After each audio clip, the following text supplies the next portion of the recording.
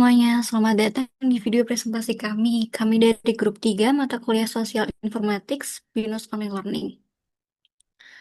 Berikut adalah anggota dari kelompok kami, ada Kak Anastasia Sabrina, Kak Yunita Friska, saya Nirmala, Kak Rifki Anwar, dan Kak Julia Devina. Dalam video ini kami akan menjelaskan apa itu text mining, tujuan utama, fungsi tahapan, serta bagaimana penerapannya dalam kehidupan dan dunia industri saat ini. Sebelum masuk ke pembahasan utama, mari kita pahami terlebih dahulu apa itu text mining. Di era digital seperti sekarang, hampir semua aktivitas manusia menghasilkan data berbentuk teks, mulai dari media sosial, ulasan pelanggan, artikel berita, hingga pesan email. Sebagian besar data ini bersifat tidak terstruktur, sehingga sulit untuk dianalisis secara manual.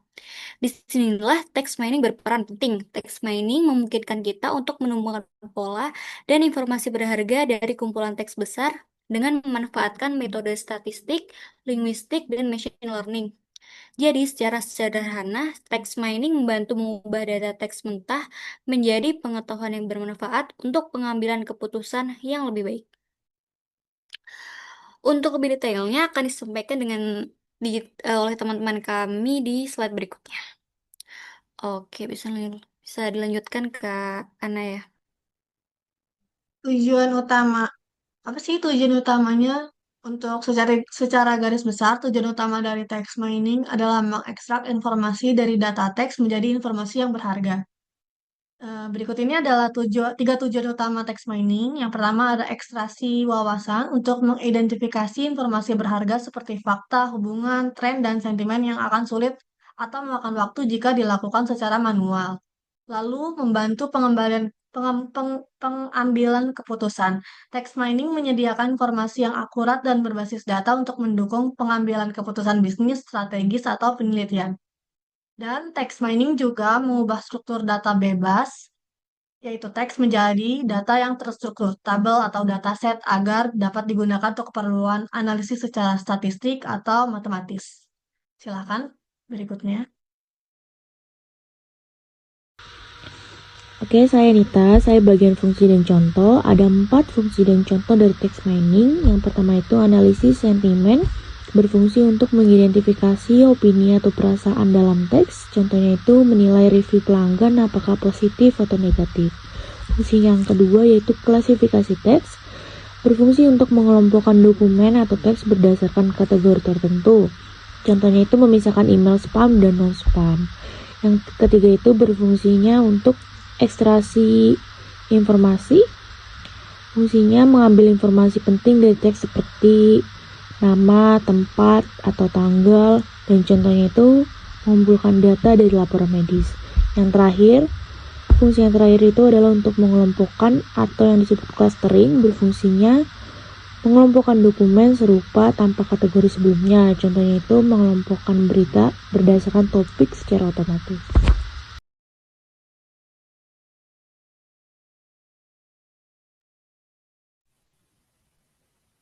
Selanjutnya ada tahapan text mining. Ada 4 tahapan. Tahap yang pertama yaitu pre-processing. Itu menyiapkan data teks agar siap dianalisis. Mengubah data tidak terstruktur menjadi format teratur. Contoh kegiatannya, yang pertama tokenisasi, itu memecahkan teks jadi kata. Post tagging menandai jenis kata. Parsing sintaksis menganalisis struktur kalimat. Yang terakhir, shallow parsing, yaitu mengambil bagian teks penting. Tujuan tahap pertama ini membersihkan dan menormalkan teks agar mudah diproses.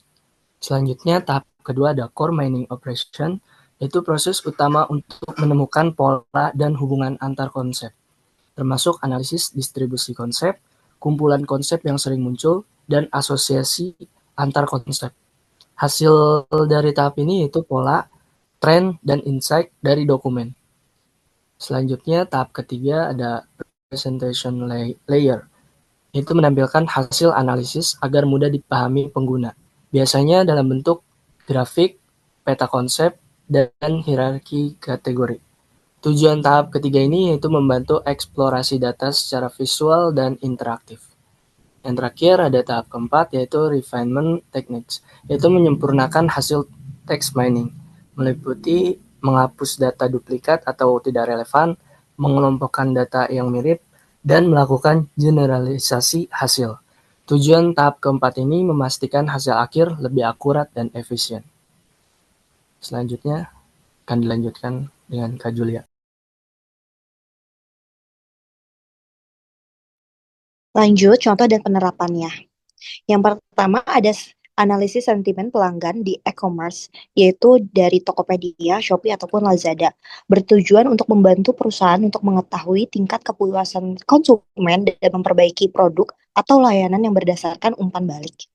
Kedua, ada pantauan opini publik di media sosial seperti Twitter, Instagram, dan X.